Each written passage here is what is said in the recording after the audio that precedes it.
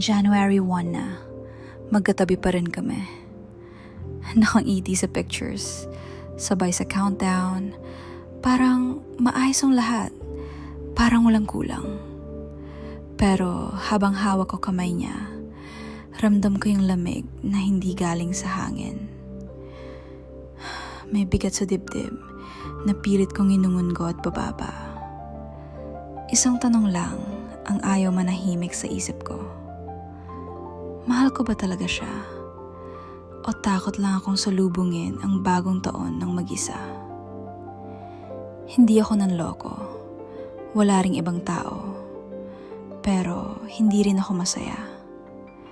Nandito ako kasi ito yung mas madaling piliin. Mas madaling may katabi pagpatak ng 2:00, may kayakap habang napapaputok ang ingay sa labas, kaysa umuwi sa katahimikan na parang sumisigaw. Yung katahimikang magtatanong sa'yo kung hanggang kailan ka tatakbo. Kaya sinasabi ko sa sarili ko, after New Year na lang. Isang pangakong laging naudlot. Isang katotohanang laging ipinapapaliban.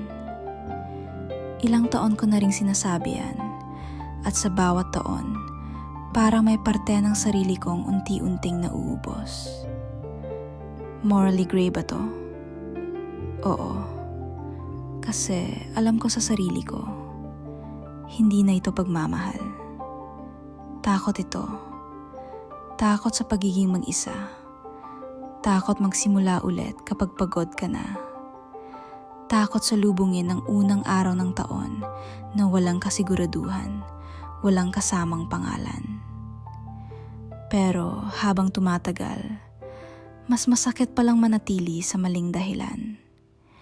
Mas nakakapagod magpanggap na buo kaysa amining wasak ka, pero handang magsimula ulit, mag-isa, pero totoo.